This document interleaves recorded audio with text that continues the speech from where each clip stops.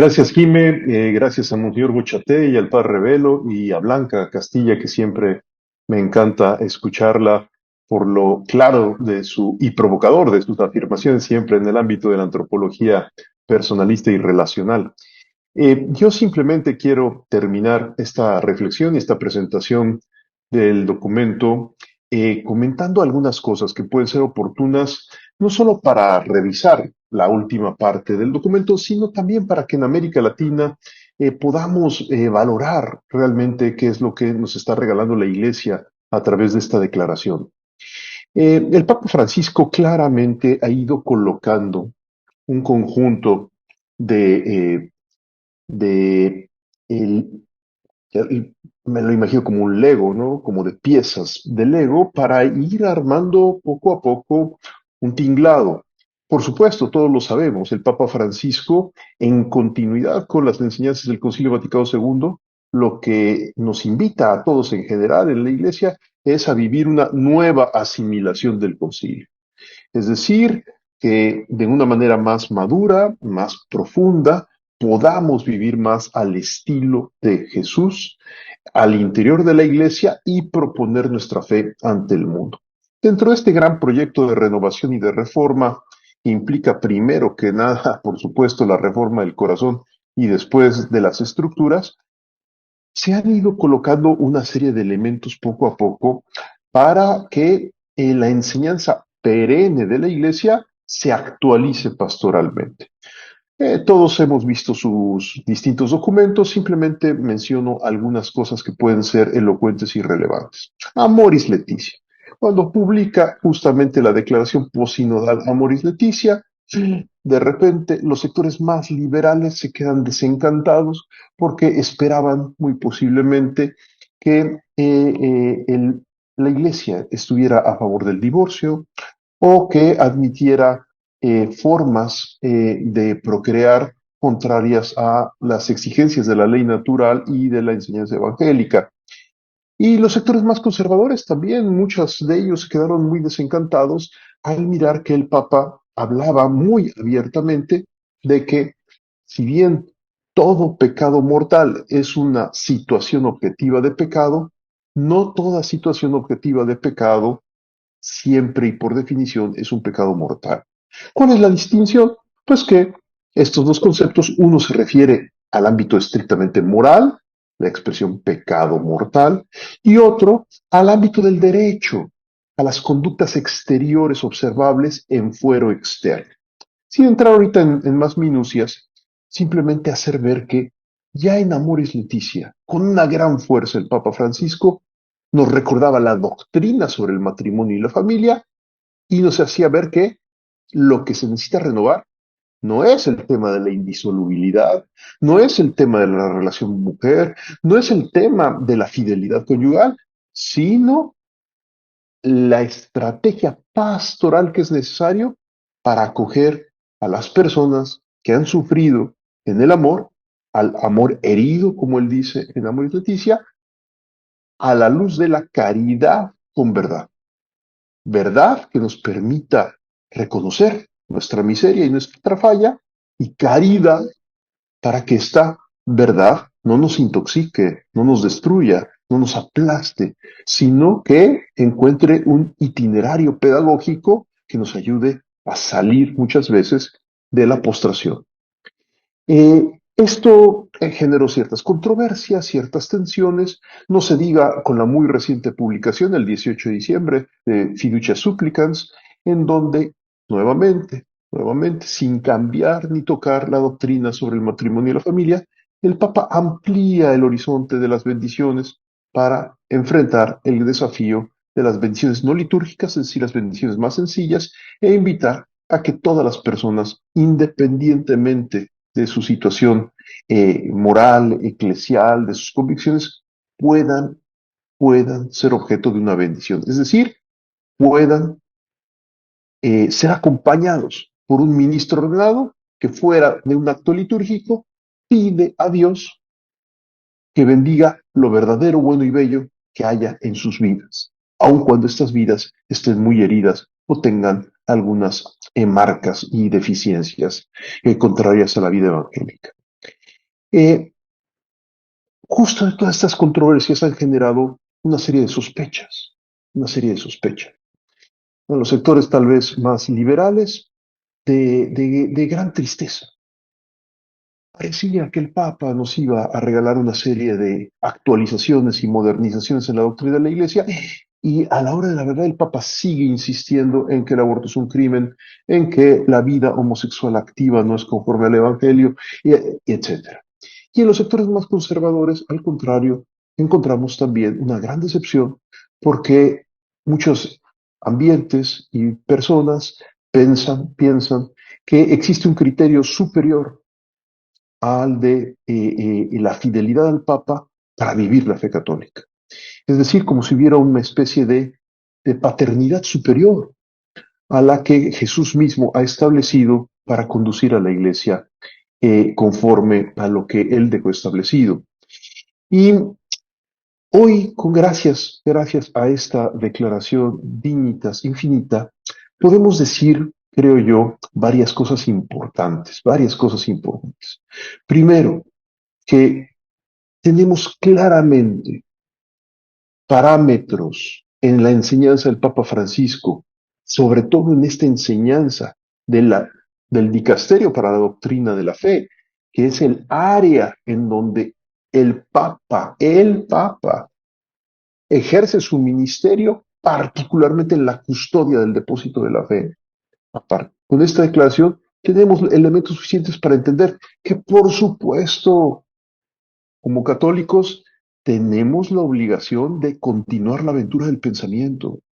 explorando las realidades en el orden natural, con asombro, con verdadero realismo, no con una mera repetición mecánica de ciertos apotegmas filosóficos o teológicos más o menos repetidos con anterioridad, sino volviendo a dar un paso adelante, como Blanca nos está insinuando con sus provocaciones en el ámbito de la antropología, un paso adelante que nos ayude a una mejor comprensión del orden natural. Y por supuesto, el Papa nos ha invitado caminar hacia un nuevo paradigma teológico, pero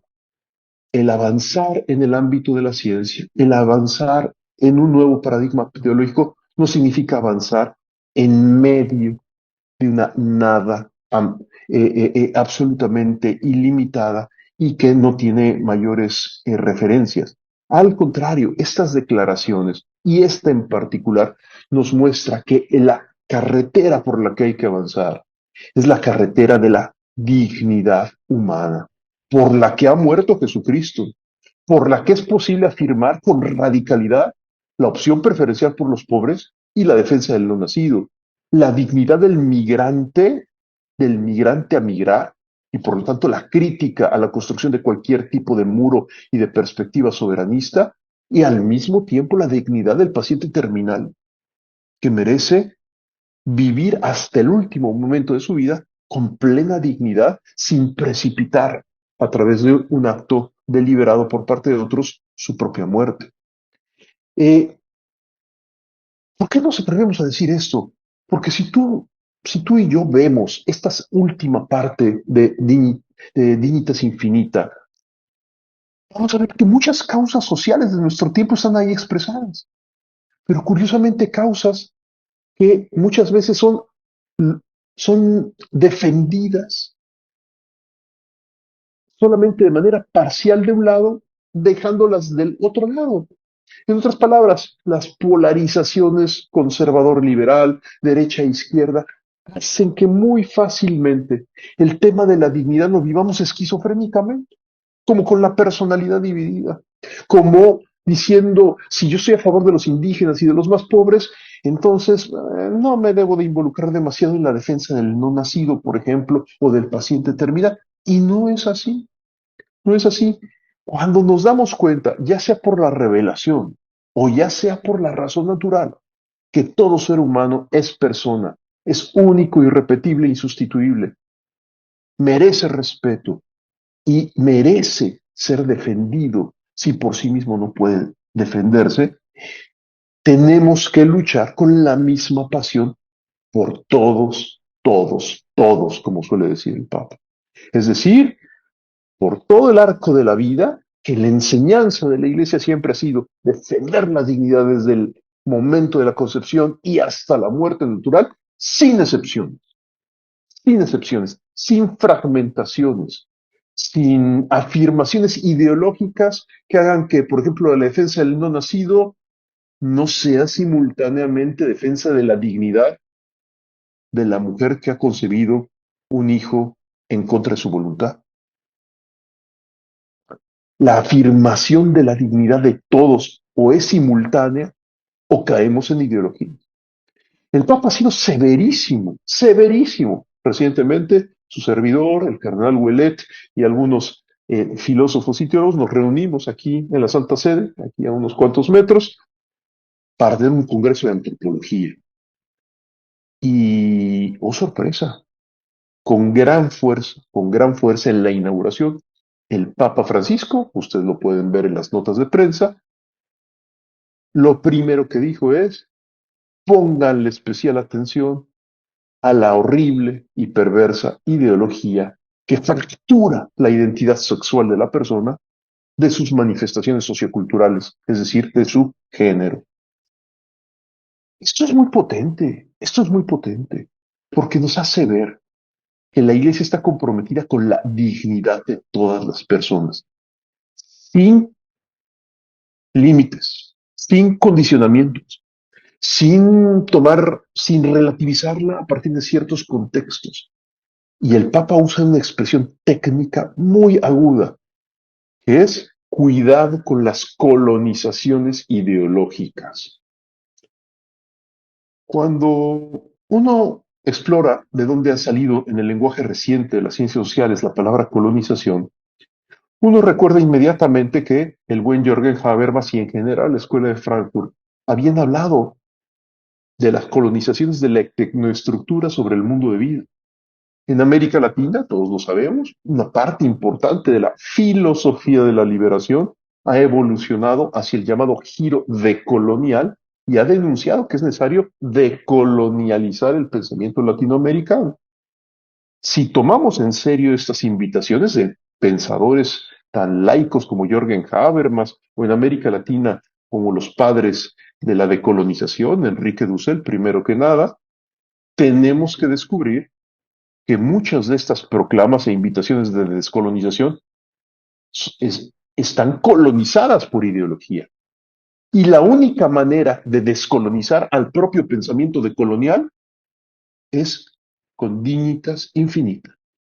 es decir, con la afirmación valiente y clara de una antropología metacontextual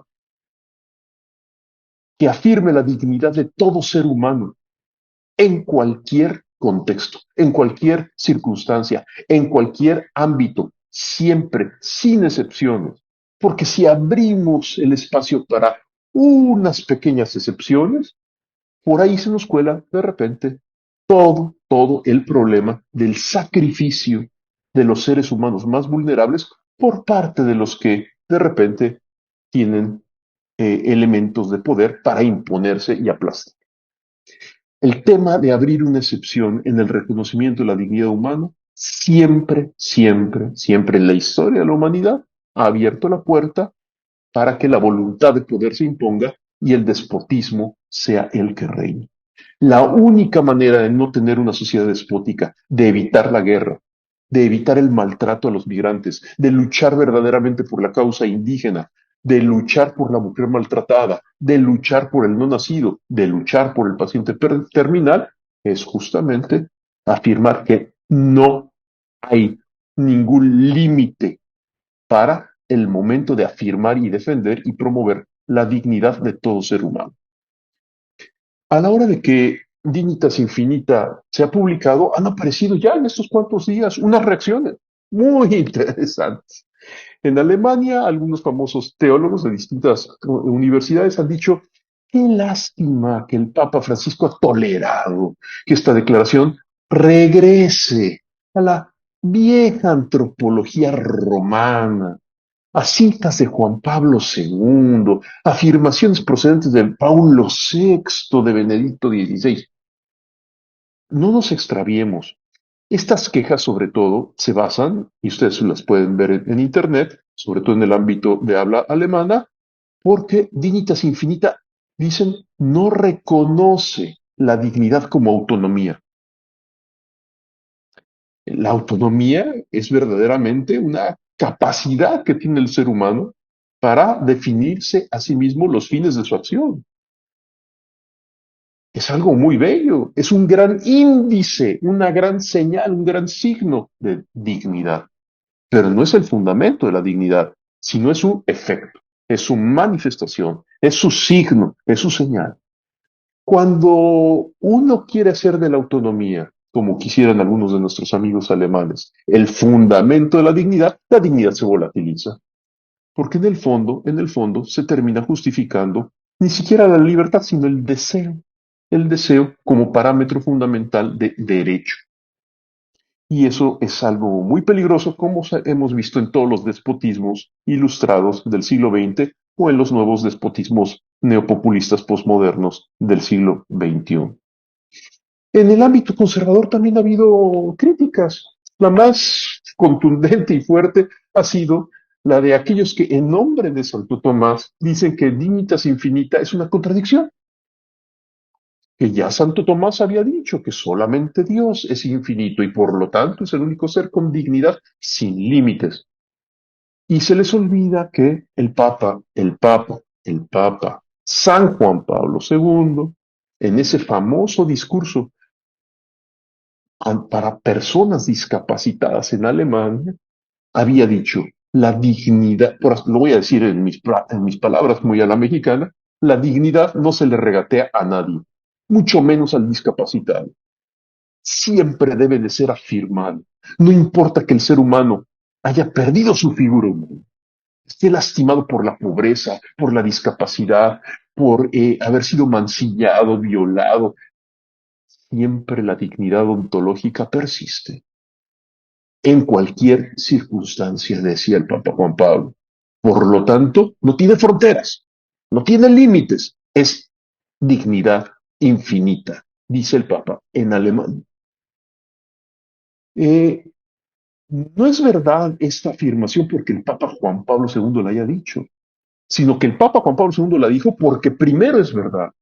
En efecto, el auténtico Tomás de Aquino decía, dignitas de absolute dictis. La dignidad versa sobre aquello que es verdaderamente incondicional, absoluto, necesario por participación, pero verdaderamente necesario, como es toda persona humana. Un tomista tan poco sospechoso de haber sido un liberal como Cornelio Fabro ya lo decía, la persona humana es absoluto por participación.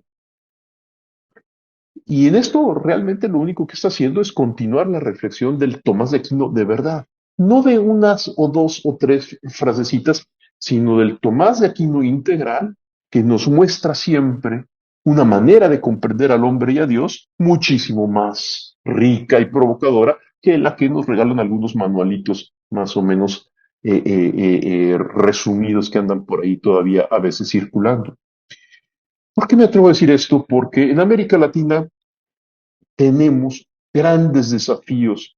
a la dignidad de la persona humana,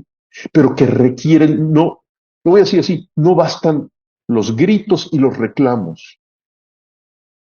pro vidas o pro indígenas, pro matrimonio heterosexual o pro dignidad de los migrantes para que entonces realmente se defienda la dignidad. No basta el grito, no basta el reclamo, no basta la organización social. Es necesario darle contenido sustantivo a todos estos reclamos. Y para ello es necesario que todos estos reclamos reconozcan su articulación antropológica fundamental en la dignidad que todo ser humano posee desde el momento de la fecundación y hasta la muerte natural. Por supuesto que estamos en contra de la tortura a los cristianos, porque el cuerpo humano no es una propiedad de la persona, como puede ser mi saco o mi casa o mi auto, sino que el cuerpo humano es la persona viviente que tiene una relación interior como por dentro, con su propia corporeidad, y por lo tanto maltratar al cuerpo con la tortura, con la pena de muerte o con alguna otra agresión al cuerpo, a la dimensión física de la persona, es maltratar su alma y herir su dignidad. Esta visión holística, esta visión más unitaria de la persona, brota justamente de la mejor tradición que se ha ido madurando y continuando y que requiere dar nuevos pasos. Y termino simplemente diciendo con algo que Blanca ya ha insinuado. Muchas veces cuando miramos, y bueno, y también Monseñor Bochatey, creo que todos mis amigos que me han precedido lo señalaron de alguna manera, todos reconocemos que los seres humanos somos creados, que somos criaturas, que no somos todo el ser, somos un pequeño ser finito y modesto, decimos algo importante y por supuesto con cierto ejercicio de reflexión de esta modesta existencia podemos eventualmente descubrir que Dios nos ha creado. Las vías de Santo Tomás y otras parecidas casi siempre hacen este bonito ejercicio de reconocer el ser como una vía para llegar al ser en plenitud infinito. Sin embargo, si miramos los anhelos más profundos de la condición humana, si miramos con atención qué es lo que más anhela el corazón humano, que es amar y ser amado, podemos descubrir que por supuesto que Dios nos ha creado, pero que es todavía más propio decir que Dios nos ha amado y que por eso, amándonos, es que nos ha creado. El documento tiene una gran fuerza filosófica, metafísica, pero es precioso encontrar que la razón fundamental para afirmar que la persona humana tiene dignidad y merece respeto es que ha sido amada al momento de su creación con un acto de amor, de benevolencia que la constituye como fin y nos invita, por lo tanto, ese acto creador a no tratarla como mero medio. Si Dios nos ama, nos ama para construirnos para el amor y por lo tanto relacionarnos. Su acto de amor nos constituye sí como sujetos, pero al mismo tiempo como relación comunitaria, como vocación de ser y coexistir con los demás, y es más, de ser para los demás. Por lo tanto, el amor no es una consecuencia posterior y las relaciones humanas no son una consecuencia posterior a la constitución de la persona, sino que son un dato originario de su estructura más elemental desde el inicio. Si así vemos las cosas, esto que puede parecer de repente muy teórico, tiene unas grandes consecuencias para la renovación de la sociedad y de la iglesia, por ejemplo, en América Latina. Tenemos que luchar por construir sociedades más fraternas, más dialogantes, más relacionales, que eviten las fracturas y la polarización, porque detrás de todas las acciones de polarización, de extremismo, de tensión social, no solamente se ocultan violencias terribles, sino se oculta una idea del hombre que no es relacional. Cuando creemos verdaderamente que la persona es relación y por lo tanto que está constitutivamente abierta a su prójimo, creemos en el perdón, creemos en que es posible reconstruir las amistades, creemos que es posible reconstruir el tejido social herido y por lo tanto ganar la guerra al narcotráfico, ganar las guerras no a través de un juego de quién es el más fuerte, sino ganar estos conflictos a través de la recuperación de los espacios de diálogo, utilizando siempre medios pacíficos y verdaderamente denunciando el absurdo de quienes prefieren la violencia y la agresión por encima de la utilización de la razón y el corazón para hermanar a las sociedades y reconstruir su unidad fundamental. Creo que el documento, pues, nos da unas coordenadas muy importantes. Quienes critican muchas veces al Papa de un lado o del otro, si lo leen con atención, encontrarán realmente un paquete de elementos que nos ayudan a mirar que el Papa no está jugando con la doctrina.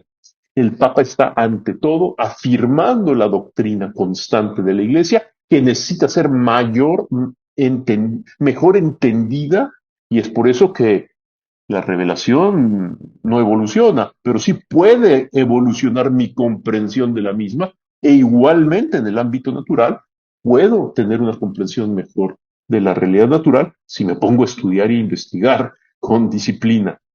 Y eso es importante para el ámbito práctico en orden a tener una sociedad y una iglesia más reconciliada y menos ideologizadas que como hoy las tenemos. Les agradezco su paciencia, agradezco mucho al CISAP que permita que la Pontificia Comisión para América Latina también participe de estos ejercicios académicos y le agradezco a todos los expositores el que nos hayan regalado estas reflexiones que siempre son increíblemente potentes y que debemos de agradecer todos porque nos ayudan a recuperar razones para la esperanza, no solo para la esperanza personal, pero para la esperanza de nuestras sociedades y de la Iglesia. Muchas gracias.